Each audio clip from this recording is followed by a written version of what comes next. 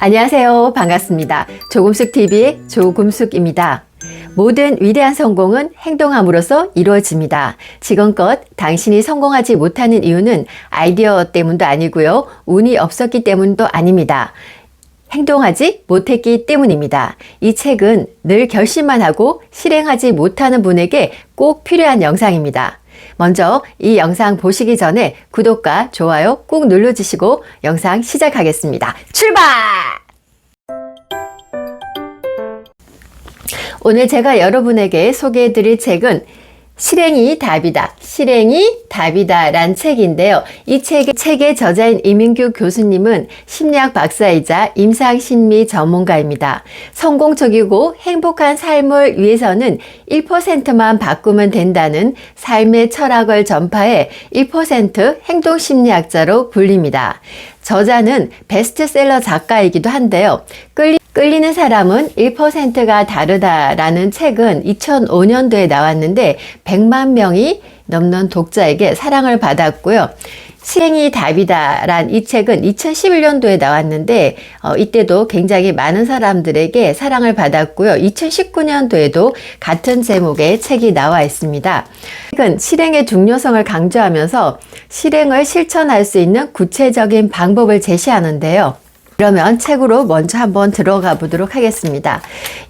이민규 교수님은 이 책에서 앞쪽에서 실행력도 스킬이다 라고 하면서 우리는 매일 새로운 결심을 한다. 아침 운동을 시작해야지, 나쁜 버릇을 고쳐야지와 같은 생활 속의 아주 작은 결심부터 10년 후에는 CEO가 될 거야 같은 큰 결심에 이르기까지 사람들은 수많은 결심을 반복합니다. 그러나 이들 중 대부분은 우리도 알다시피 작심삼일로 끝나거나 용두삼미로 흐지부지 되고 맙니다.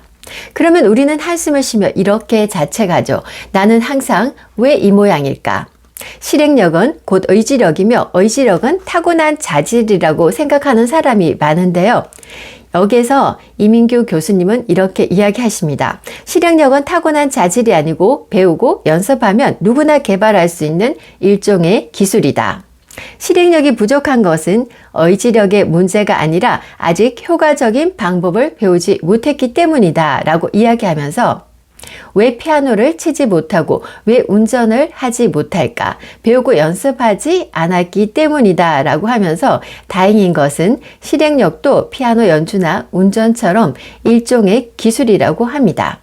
그러니까 실행력이 부족하면 실천 노하우를 공부하고 연습하면 된다고 합니다. 이제 실행이 답이다. 이 책에서 3장의 유지 부분의 일부를 가지고 오늘 여러분과 함께 하도록 하겠습니다. 자, 먼저 그러면 하를 쏘아라 라고 하면서 이제 행복한 동행에 나온 내용을 가지고 예시를 먼저 드는데요. 그러면 하를 쏘아라. 어떤 명궁이 두 제자와 함께 숲에 갔다고 합니다. 두 제자는 하사를 당겨 멀리 있는 간역을 향해 쏠 준비를 했는데요. 그때 스승이 그들을 중단시키고 활을 쏠 준비를 한 두 명에게 그대는 무엇을 보았는가 하고 물어보았습니다. 첫 번째 궁수가 대답을 했죠. 위로 하늘과 구름이 보이고 밑으로는 들판과 풀밭이 보입니다. 숲에는 참나무, 밤나무, 소나무도 보입니다. 또 그랬더니 스승은 그의 말허리를 자르면서요. 활을 내려놓아라. 너는 오늘 쏠 준비가 되어 있지 않구나. 그렇게 이야기하고 두 번째 궁수에게 물었습니다. 너는 무엇이 보이느냐? 간역 중앙에 있는 점 외에는 아무것도 보이지 않습니다. 그러면 활을 쏘아라. 그가 쏜 화살은 간역의 정중앙에 바로 꼽혔다. 지금부터 내가 눈을 떼지 말아야 할 내 삶의 가장 중요한 목표는 무엇인가 라고 하면서 가장 명확한 목표를 가지고 그 간역을 보면서 집중해서 쏘아야지만 그 간역을 맞출 확률이 훨씬 더 높겠죠. 자, 사자는 쉬운 사냥감이 나타난다 해도 한번 정한 목표물을 바꾸지 않는다고 합니다. 선택과 집중이 그를 사자에게 한다. 비즈니스와 인생도 마찬가지다 라고 하면서 한 발 더 나아가라. 그 한 발 차이로 성부가 결정된다. 포기하면 안 되는 경우가 두 가지 있다. 포기하고 싶을 때와 포기하고 싶지 않을 때 포기하면 안 되는 경우 두 가지라고 GS 레이드가 이렇게 이야기를 했습니다. 그러면 사람들은 몇 번이나 거절을 당하면 포기할까? 여러분들은 몇 번이나 거절을 당하면 포기를 합니까? 아무리 노력해도 하는 일의 성과가 나타나지 않을 때, 아무리 정성을 쏘아도 상대가 변하지 않을 때 이렇게 중얼거리면서 그만두는 사람들이 많다. 할 만큼 해봤어. 더 이상 어떻게 할 수가 없어. 안 해. 에이, 안 해. 그러면서 그 일에서 손을 뗀다고 합니다. 그런데 살다 보면 이런 생각이 들 때도 많습니다. 한 번만 더 조르면, 한 번만 더 쪼르면 내가 만나주려고 했는데, 한 번만 더 사과하면 내가 용서해 주려고 했는데, 한 번만 더 붙어가면 들어주려고 했는데, 중도에 그만둔 사람들, 그들은 포기하기로 결심했을 때 성공이 바로 코앞에 있다는 사실을 깨닫지 못했다는 겁니다. 세일즈맨들은 몇 번이나 거절을 당하면 포기할까? 미국의 마케팅 리서치 회사인 다트네를 조사 결과에 따르면 단 한 번만 거절을 당해도 그 고객을 포기해버리는 사람이 무려 48%나 되었다고 합니다. 두 번 거절당한 다음에 포기한 사람은 25%였으며 세 번까지 권유했다 포기하는 사람은 15%라고 합니다. 결국 세 번만 거절을 당하면 88%의 많은 사람들이 그 고객을 포기해버린다고 합니다. 그러므로 세 번 이상의 거절에도 포기하지 않는 사람은 겨우 12%에 불과하다는 결론이 나옵니다. 그러면 세 번 이하의 거절에 포기해버린 88%와 나머지 12%의 세일즈맨 중 나머지 12%의 세일즈맨 중 어느 쪽에 매출이 더 많이 오를까? 말할 것도 없이 12%에 속하는 후자들이며 그들이 전체 매출의 80% 이상을 올린다고 하니까 정말 대단하죠. 대부분의 사람들은 인간관계에서든 비즈니스에서든 몇 번의 시도에서 상대의 태도가 달라지지 않으면 앞으로 변화가 없을 것이라고 판단한다고 합니다. 그래서 더 이상의 노력이 무의미하다고 생각해 도전을 포기하는데, 그러나 소수의 차별화된 사람들은 다르다. 난공불락의 요새처럼 요지부동의 상대방을 대할 때도 포기하지 않고 계속 도전한다고 합니다. 그들은 상대가 겉으로는 전혀 변화가 없는 것처럼 보여도 시도할 때마다 그 내면에서는 조금씩 변화가 일어날 것이라고 믿는다고 하네요. 포기하지 않고 지속적으로 노력하다 보면 반드시 언젠가는 상대방의 태도가 바뀌는 순간, 즉 임계점에 도래한다고 예측을 한다고 하는데요. 지푸라기 하나로 코끼리 덩뼈를 부러뜨릴 수 있을까? 말도 안 된다는 생각이 들 것이다. 하지만 임계점을 가정한다면 얼마든지 가능한 일이다. 처음에 지푸라기 하나를 코끼리 등에 올린다면 코끼리는 아무런 무게도 당연히 느끼지 못합니다.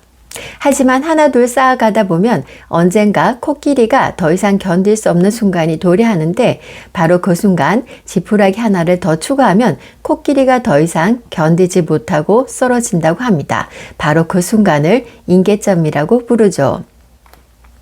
증기기관을 움직이려면 물에 열을 가해 수증기를 만들어내야 하는데, 섭씨 0도의 물에 열을 가하기 시작해서 10도, 20도, 30도 아무리 열을 가해도 겉으로 보기에는 그냥 물일 뿐입니다.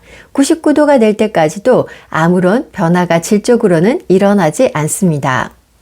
섭씨 99도에서 섭씨 100도가 되는 바로 그 순간, 액체의 물은 순간적으로 질적 변화를 일으켜 기체가 됩니다. 그것이 바로 임계점이죠. 공부든 사업이든 인간관계든 성과를 내기 위해서는 그에 상응하는 준비 기간이 필요한데요. 임계점의 원리는 분자 반응과 같이 미시적인 순간에서부터 식물의 성장, 우리 삶의 성공 과정에 이르기까지 모든 물리적, 정신적 변화 과정에 적용되는 일반적인 현상입니다. 임계점에 도달하기 전에는 아무리 에너지를 가해도 가시적인 변화가 나타나지 않습니다. 그래서 수많은 사람들이 성공을 눈앞에 두고 포기한다고 합니다. 실패하는 사람에게는 공통점이 있는데요. 세상의 모든 변화에는 임계점이 존재하는 존재한다는 사실을 가정하지 못한다는 것입니다. 포기하는 그 순간 성공이 바로 코앞에 있다는 사실을 깨닫지 못하는 것이 실패하는 사람들의 공통점이라고 합니다. 1997년부터 2006년까지 10년 동안 무려 310조 원을 벌어들인 정말 어마어마합니다. 해리포터 시리즈의 저자 조앤 롤링은 처음 책이 출간될 때까지 무려 12군데 출판사로부터 거절을 당했다고 합니다. 전 세계 47개 이상의 언어로 번역되어 1억 부 이상이 팔려 나간 잭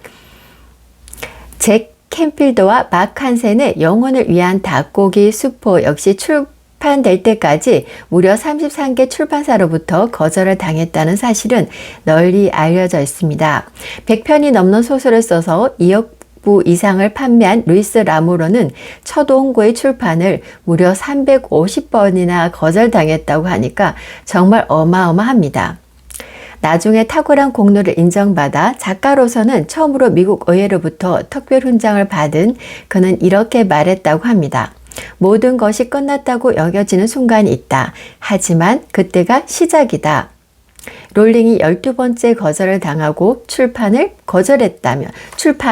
포기했다라면 루이스 라모르가 350번째 거절당하고 모든 것이 끝났다고 글쓰기를 포기했다라면 우리는 지금 그들의 이름을 기억하지 못할 것이다. 당연하죠. 상대방의 계속되는 거절에 너무 쉽게 단념하지 말자라고 저자는 이야기하면서요. 다른 사람들이 알아주지 않는다고 너무 일찍 절망하지 말자. 고객에게 아무리 친절히 대해도 매출이 늘지 않는다고 섣불리 포기하지 말자. 자녀들이 우리의 사랑을 이해하지 못한다고 해서 너무 일찍 섭섭해하지 말자. 하고 있는 일에 성과가 나오지 않는다고 중대에 포기하지 말자. 할 만큼 했다는 생각이 들 때 더 이상 가능성이 없다는 생각에 포기하고 싶어질 때 이렇게 명심하라고 합니다. 첫째, 모든 가능성을 다 시도했다 할지라도 여전히 가능성은 남아있다는 사실이다. 둘째, 가시적인 변화가 겉으로 드러나지 않는다고 해도 내면에서는 조금씩 변화가 일어나고 있다는 것이다. 셋째, 계속 시도하다 보면 이 상태에서 저 상태로 갑자기 바뀌는 순간 적임계점에 도달하게 된다는 것이다. 아메리카 인디언 제사장인 레인메이커가 규제를 지내면 반드시 비가 왔다고 한다. 널리 알려진 이야기입니다. 레인메이커는 한 번도 실패한 적이 없었는데 어떻게 그런 일이 가능했을까? 거의 정성에 하늘이 감동했기 때문일까? 당연히 아닙니다. 비를 내리는 비법을 알고 있었던 것도 아니고요. 그는 한번 시작하면 비가 올 때까지 끈질기게 규제를 지냈기 때문에 규제를 지내면 반드시 비가 왔죠. 사실 거절당하는 것을 좋아하는 사람은 이 세상에 없습니다. 하지만 거절당하는 것을 대수롭지 않게 여기고 크게 상처를 받지도 않는 사람들이 있다고 합니다. 이런 거절의 상처를 받고 극도로 예민한 반응을 보이는 사람들과 다르다고 합니다. 평균의 법칙을 알고 있기 때문이라고 하는데요. 부럽네요. 언젠가 졸업생 한 명이 찾아왔습니다. 그는 자동차 세일을 하는데 무척 힘들어했다고 합니다. 지난 몇 주 동안 차를 한 대도 팔지 못했고 자신은 할 만큼 다 했는데도 너무 성과가 나지 않는다며 한숨을 쉬었다고 합니다. 그래서 나는 그에게 물었습니다. 저자인 이민규 교수님이 물었던 거죠. 평균 몇 번쯤 실패하고 난 다음에 계약이 성사되나? 글쎄요, 굳이 계산을 해본다면 20번쯤 만나야 한 대를 팔 수 있을 것 같은데요.